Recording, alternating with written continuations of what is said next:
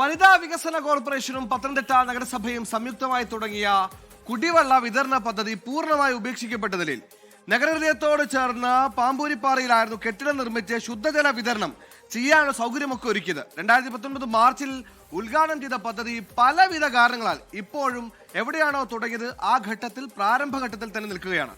സാധാരണക്കാരുടെ നികുതിപ്പണം കൊണ്ട് കെട്ടിപ്പൊക്കിയ കെട്ടിടവും വാങ്ങിക്കൂട്ടിയ ഉപകരണങ്ങളുമാണ് ഈ രീതിയിൽ നശിച്ചു പോകുന്നത്. ഷിജോ കുര്യൻ തയ്യാറാക്കിയ റിപ്പോർട്ടിലേക്ക്.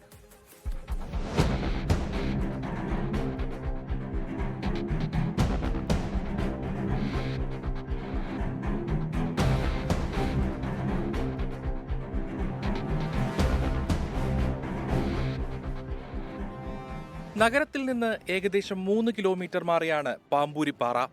കൃഷിഭവനോട് ചേർന്ന് കെട്ടിടം നിർമ്മിച്ചു.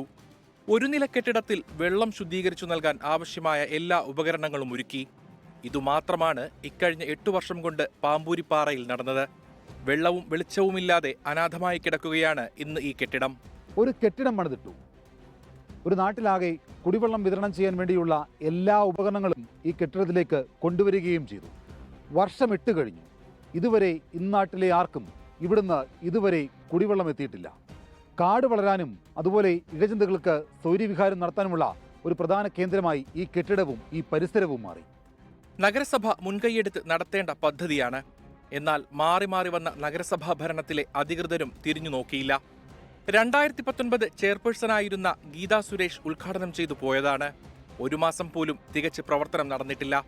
വർഷം 8 കഴിഞ്ഞിട്ടും ആരോപണ പ്രത്യാരോപണങ്ങൾക്ക് ഒരു കുറവുമില്ല.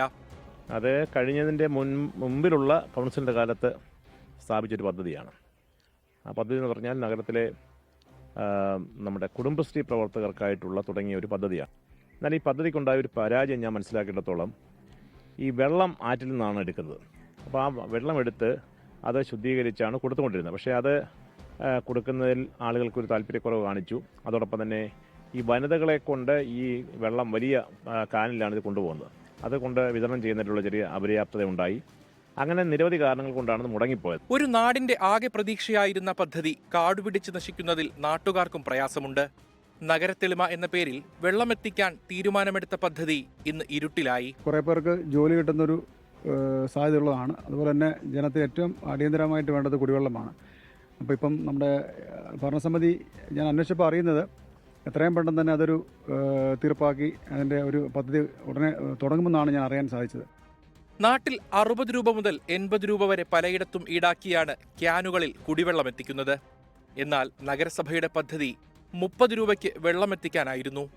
ഇതാണ് എങ്ങുമെത്താതെ നശിച്ചു കിടക്കുന്നത്. മറ്റു പല പദ്ധതികൾ വന്നപ്പോൾ ലക്ഷങ്ങൾ മുടക്കി ചെലവഴിച്ച നഗരത്തെളിമ ആർക്കും വേണ്ടാതായി. കുറച്ച് സ്ത്രീകൾക്ക് തൊഴിൽ ലഭിക്കുമെന്ന പ്രതീക്ഷയും ഇല്ലാതായി. ഇനി എന്നാ ചെയ്യാനാ? ഇനിയൊന്നും ചെയ്യാനില്ല. ഈ രീതിയിലുള്ള പ്രതികരണമാണ് ബന്ധപ്പെട്ട നഗരസഭാ ജീവനക്കാരും ഉദ്യോഗസ്ഥരും ഈ പദ്ധതിയെക്കുറിച്ച് ഇപ്പോൾ പറയുന്നത്. ഇത് പൂർണ്ണമായും ഉപേക്ഷിച്ച നിലയിലാണ് ഇന്ന് ഇതിൻ്റെ അവസ്ഥ. ഏകദേശം 30 ലക്ഷത്തോളം രൂപയാണ് ഒന്നുമല്ലാതെ ഈ രീതിയിൽ അനാഥമായി കിടക്കുന്നത്. സഞ്ജയ് ഇക്ബാലിനൊപ്പം ഷിജോ കുര്യൻ, 24 പത്തനംതിട്ട.